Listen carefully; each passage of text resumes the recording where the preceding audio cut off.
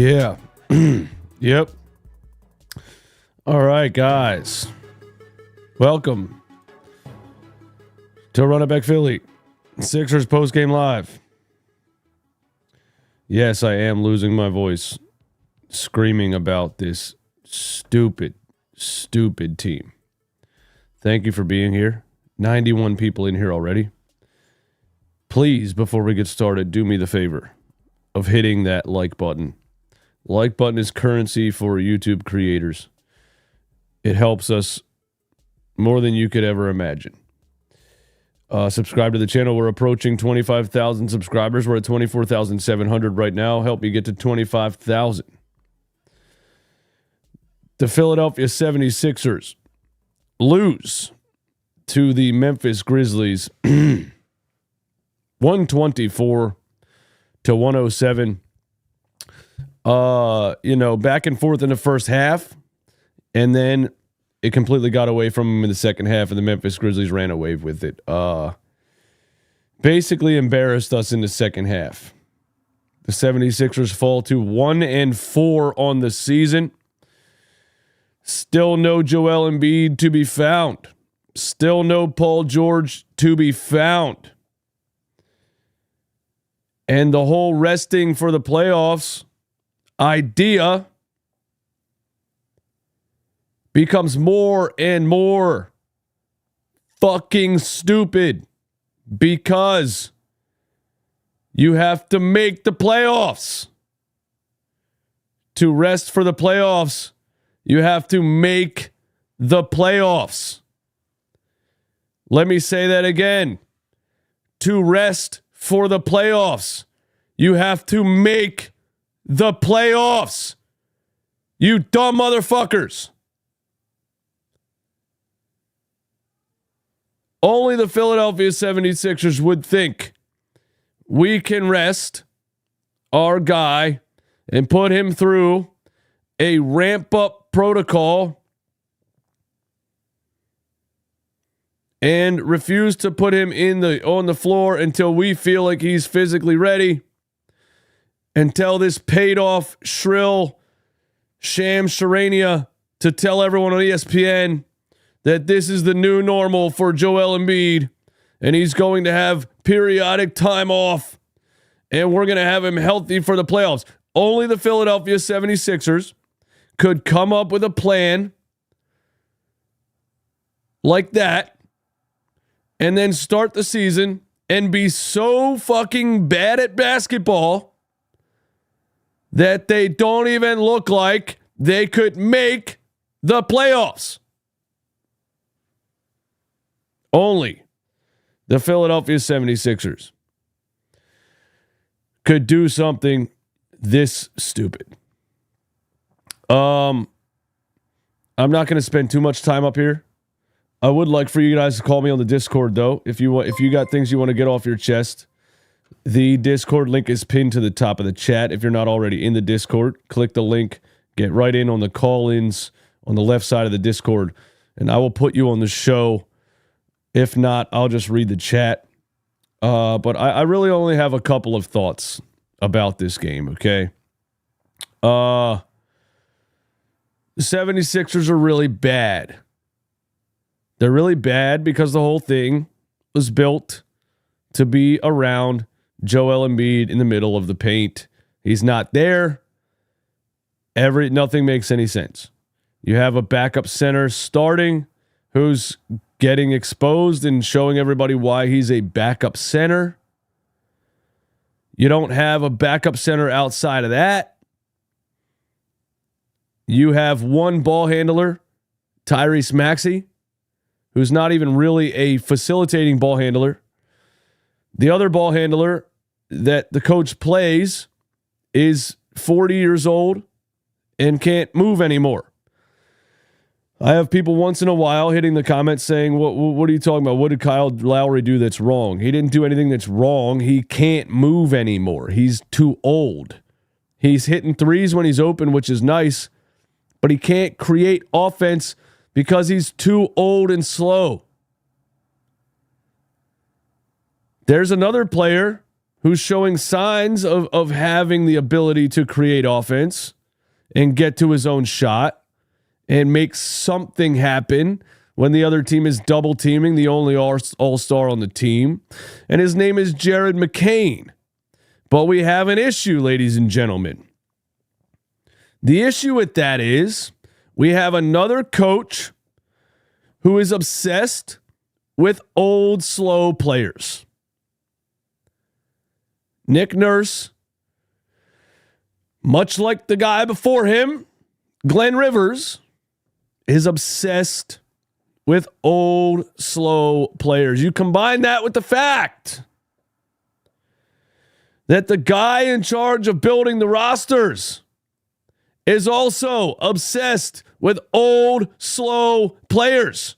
And what do you have? A goddamn clusterfuck of retired NBA players on my TV screen.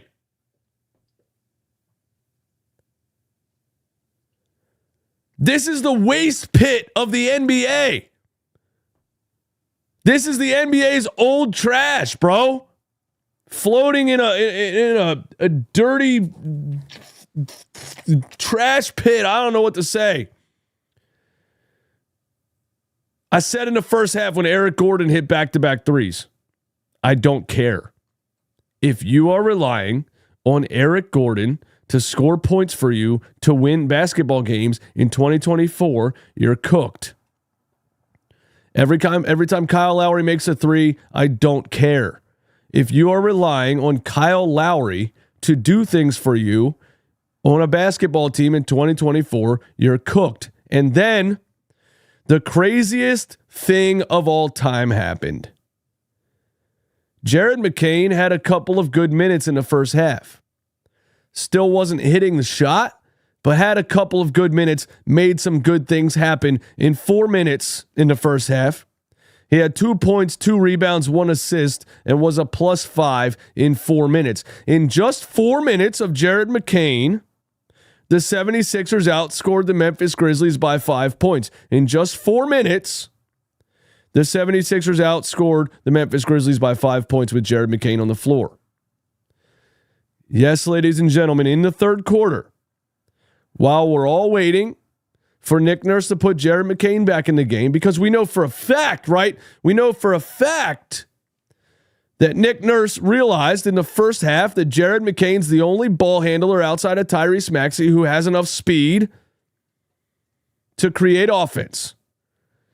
Nick Nurse definitely realized that in the first half of this game, right? He finally realized it. I've been saying it since the preseason, but he finally realized it right in the first half.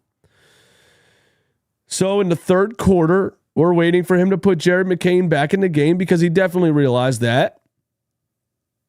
And what does he do? What does he do, guys? He puts Reggie Jackson in the basketball game in the third quarter. A guy who Nick Nurse has not played a second of since the second game of the season, when he came in and showed everybody that he's too old, too slow, too completely fucking washed to give you anything on an NBA floor. Nick Nurse didn't play him for 2 games after that. And then when Jared McCain once again showed you promise in the first half, this guy put Reggie Jackson in the game in the third quarter.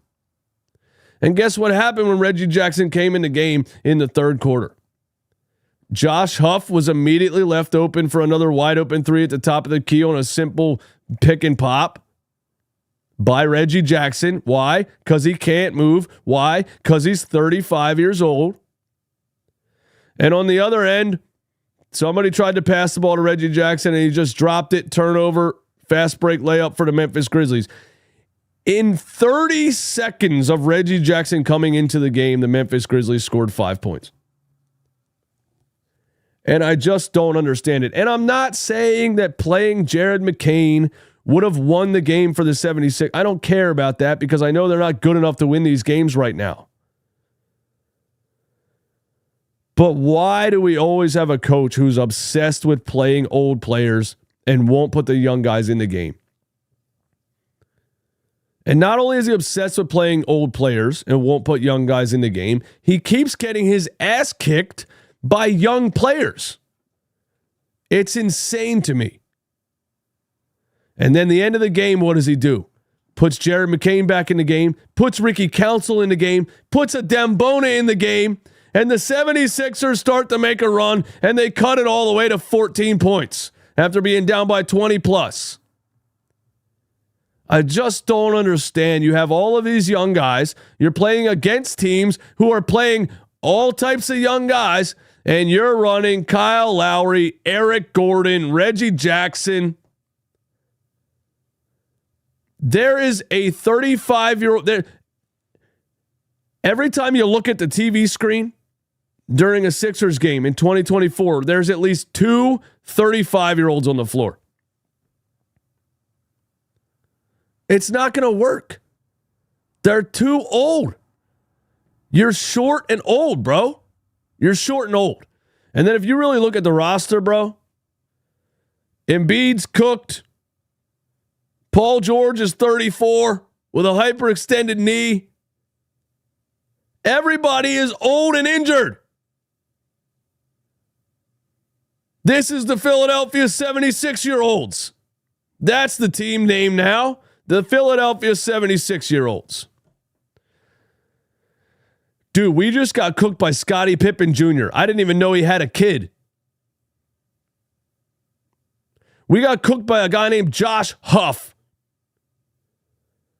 A tall science teacher is standing outside the three-point line, raining threes on us. And guess what? When you see Josh Huff hit a three one time, what do you do? What do you do maybe the next time down the floor?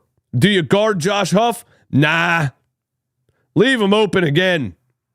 Let him shoot all the threes he wants. He's not definitely a tall white guy that can shoot threes.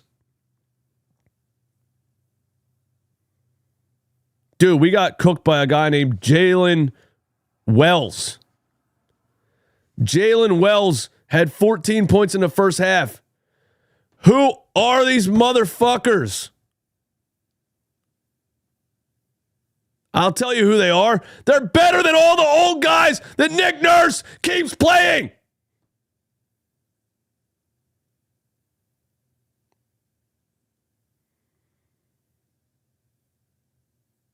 Nick Nurse's obsession with Kyle Lowry needs to be investigated by the NBA. I don't know what happened, bro. Maybe Kyle Lowry has some evidence that Nick Nurse was at the Diddy parties. I can't think of anything else. And yes, Kyle Lowry's shooting threes and making them when he's open. That's fine. But again, he can't move and he can't defend. He's too short and old. Dude, Ja Morant's just dribbling into the lane and laying it up like he's not even there because he's fat and 4'9".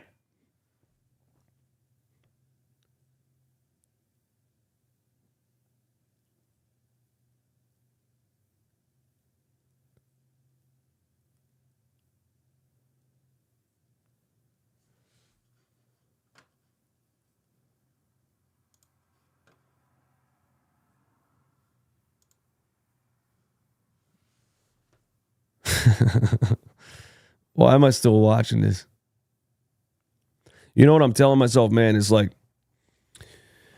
because I started to get sponsored, you know, shout out to DraftKings and shout out to Game Time Ticket app. And it's like a job now, you know? And so like, but the problem is that I'm actually a big fan of this team, you know? Like Amy Fadul and Mark Jackson and Jim Lynam, they can go do a post-game live. They're like, oh, Sixers lost. Here's all the reasons they lost. Here's all the bad things they did. Let's talk about it. I'm an actual hardcore 76ers fan. It does not matter. Here's the problem with me basically turning this into a profession. It doesn't matter how much these sponsors pay me or how much success I have on YouTube. When the Sixers suck, I'm angry. When the Sixers suck, I don't like things. It's just, I don't know, man. Like some people think like, oh, yeah, but the views are higher when the team's bad because of the drama and your views are higher and you're riding off into the sunset making sponsorship money. No, I'm pissed off. I want them to be good and normal. They're never good and normal.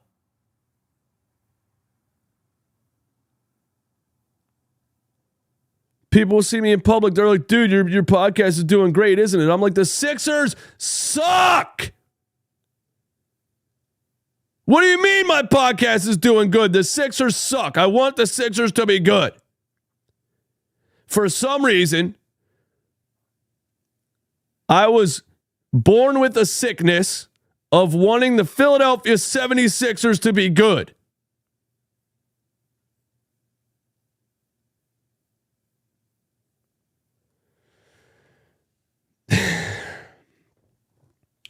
But on a serious note, though, I want to tell you guys, man, life is good. I love life. I'm having a blast. And the success of this YouTube channel has been amazing. And thank you all, for rocking with me. And no matter how frustrated I am with this basketball team, it's just a sport. It doesn't essentially matter at the end of the day. And so, people that are in the comments like, bro, calm down, or bro, this team's taking years off your life, or whatever. It's not that serious. It upsets me. And then I do these podcasts and get all my frustrations out, and I think that I'm good to go, enjoy the rest of my life. I do need a hobby, though. Like, I need to do something else, bro. I need to do something. I'll watch the Sixers game, and then I'll talk about the Sixers game, and then I'll watch the highlights again, and then I'll think about things I'm going to say tomorrow about the Sixers guy. I fucking hate this team.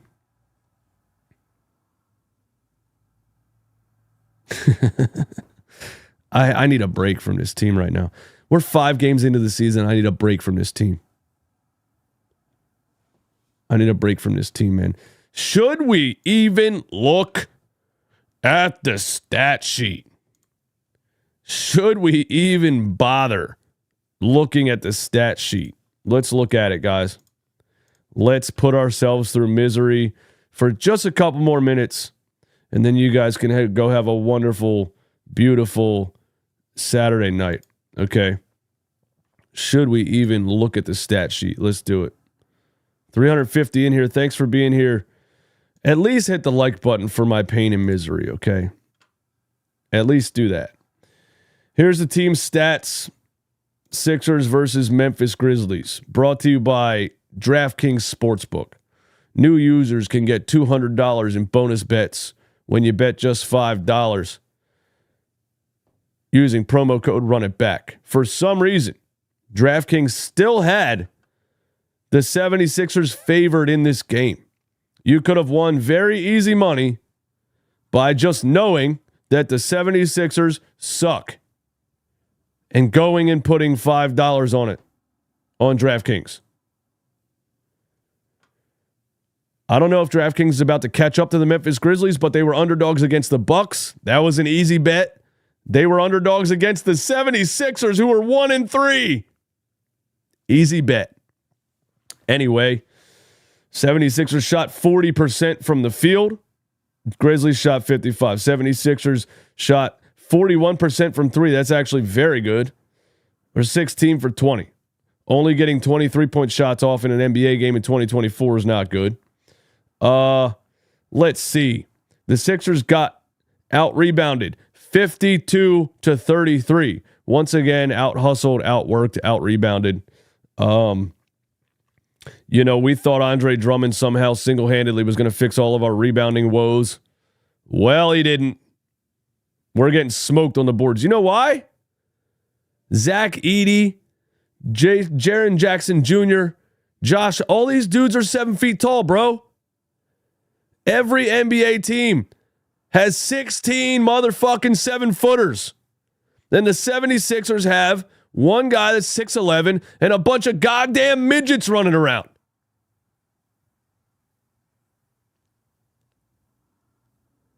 Every game is a bunch of 7-footers against a bunch of fat midgets. It's the Philadelphia fat midgets, dude. That's what it is.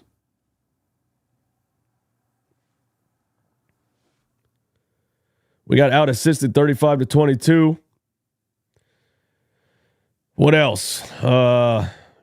28 points off turnovers. I don't know how that happened. Fast break points 27-15. Why do you think the Memphis Grizzlies had 27 fast break points and the Sixers only had 15? How in 2024 can an NBA team only have 15 fast break points? I'll tell you why. I'll tell you how. They're fat, old, and slow. Points in the paint, 70. 70, bro. 70 points in the paint. Funny thing is, Joel Embiid at this stage of his career with how cooked his knees are won't even change that number. Andre Drummond, great rebounder. That's about it. Can't really play defense. None of the guards can stay in front of anybody on the perimeter because they're, say it for me, old, fat, and slow.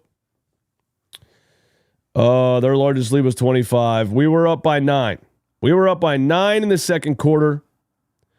And the Memphis Grizzlies went on a 16-0 run. Let me say that again. We were up by 9 in the second quarter. And the Memphis Grizzlies ended the half on a 16-0 run.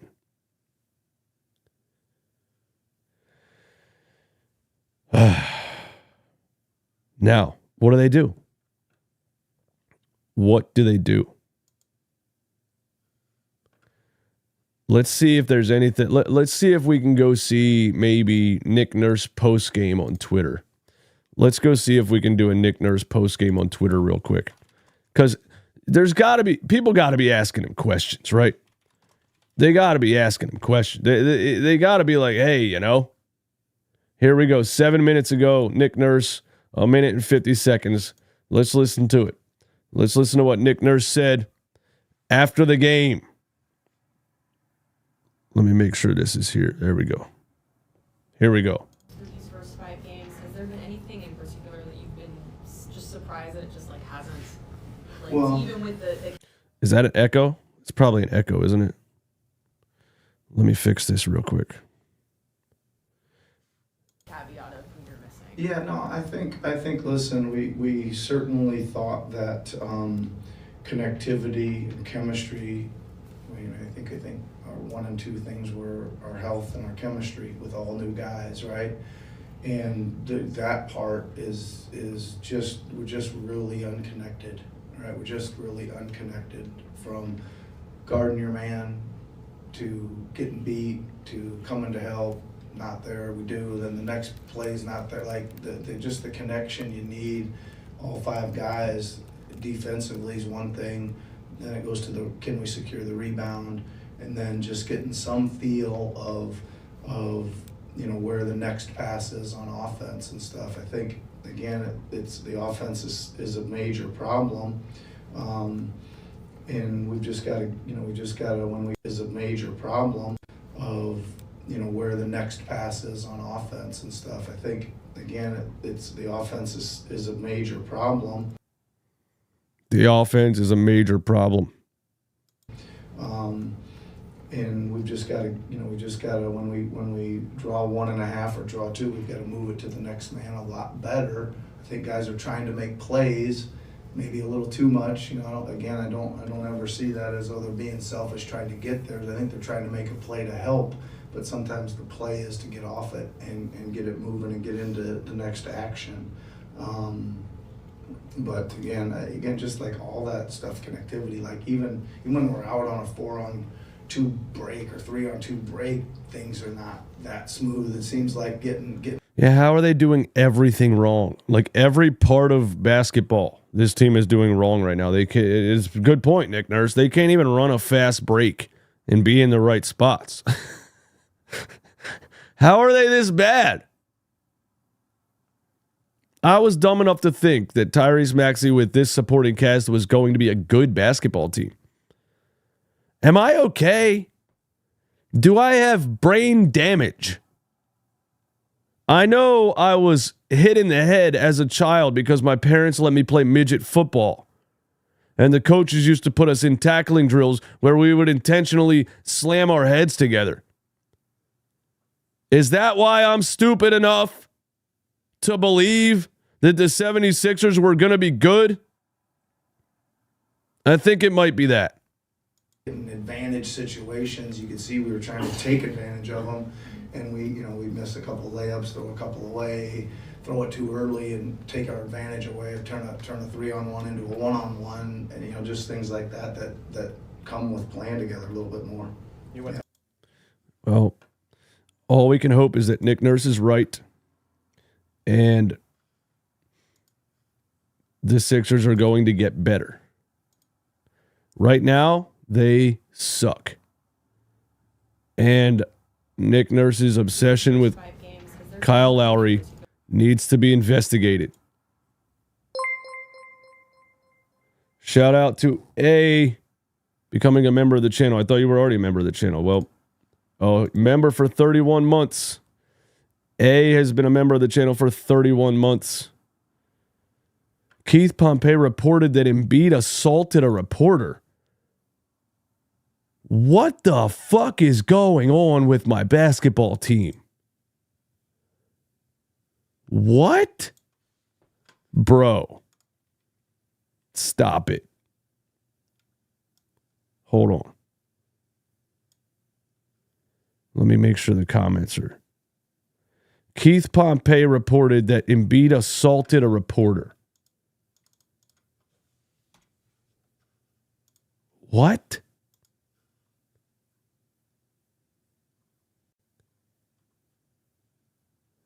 Where? Where?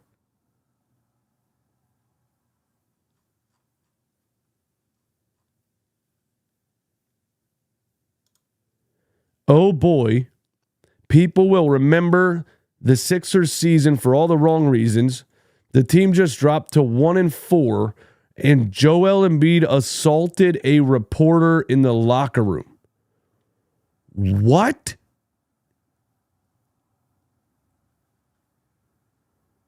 What in the world is happening? Dude, can you...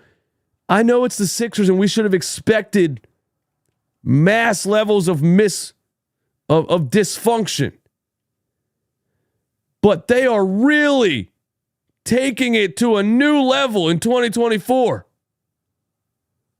I mean, it's really unbelievable. Every season, this team is so dysfunctional, no matter what they look like in the offseason, no matter what the narrative is going in, they are always a dysfunctional embarrassment.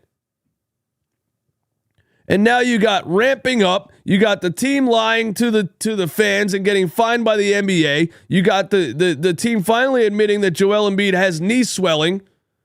You got Paul George hyperextending his knee in a damn preseason game and hasn't even made a debut yet. You're 1-4 to start the season, and now Joel Embiid assaulted a reporter in the locker room? This is an absolute shit show. We need more information on Joel Embiid assaulting a reporter. What the fuck? I am so confused. I am so confused. Joel Embiid going to jail before he made a conference finals. What is happening? Where's the official? Like, is Keith Pompey the only one that reported this? Is Keith Pompey the only one that reported this? Keith Pompey seems to be the only one that reported this. Joel Embiid punched a reporter? Swipe McCann says Joel Embiid just punched a reporter. Joel Embiid. Keith said, oh boy, people will remember this for the wrong reasons. Joel assaulted a reporter in the locker room. He punched him. Keith Pompey tweeted that Joel Embiid punched a reporter.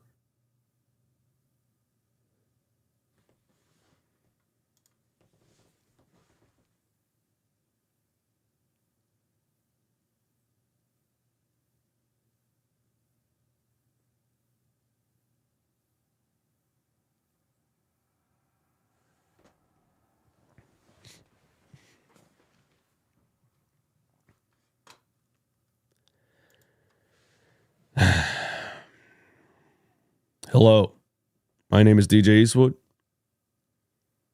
and I am a Philadelphia 76ers fan. I have entered this rehab facility to ask you for help. I need help with my obsession with watching the Philadelphia 76ers and thinking that they are going to be a normal, good basketball team.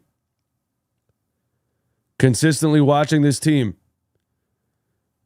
is taking years off of my life, and I know that. And yet I still continue to watch this team. I am asking you to help me stop watching the Philadelphia 76ers for the sake of my mental health.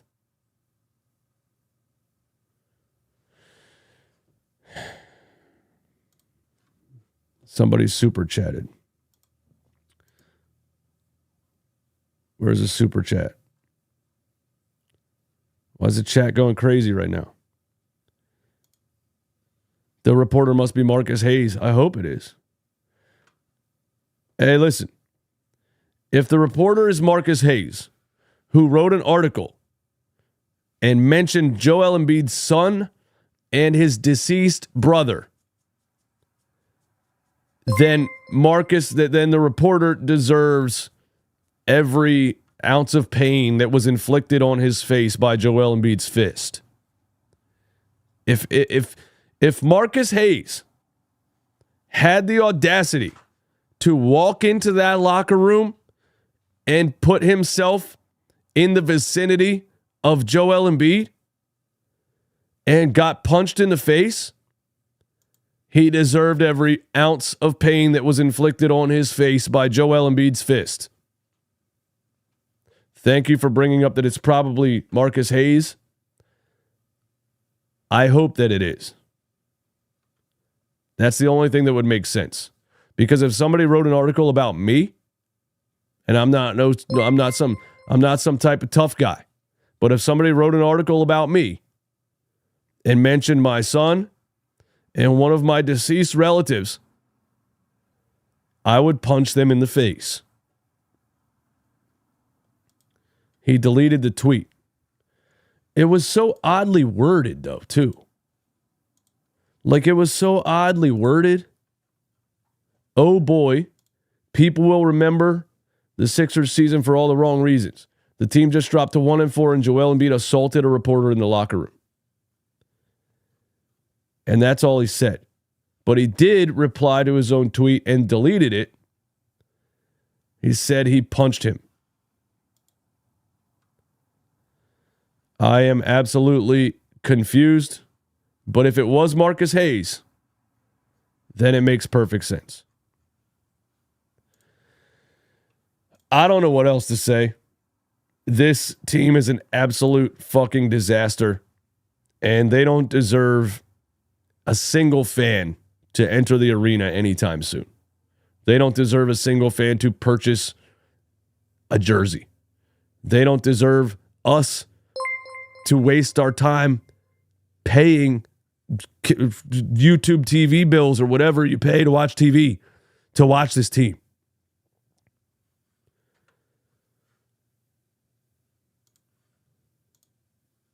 Shout out to Sudlush RZ with a super chat.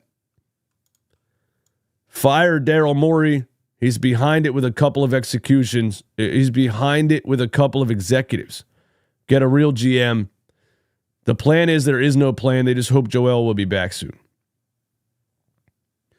Bro, I watch a lot of other NBA teams, and I'm just so blown away that a team like the Houston Rockets can put together athletic wings like Jalen Green, Tari Eason, Amon Thompson, Jabari Smith Jr., multiple young, athletic, 6'8" basketball players that can dribble, pass, and shoot. And I look at my team And I got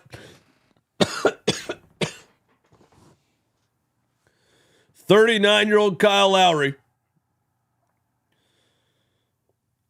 38-year-old Eric Gordon, and fat Reggie Jackson. Somebody make it make sense. The team's so bad I can't even breathe anymore. I have had a cough for a few days. It's not the team that's making me sick, but I'm getting better. But definitely screaming about this team on live streams isn't helping me. I'm out.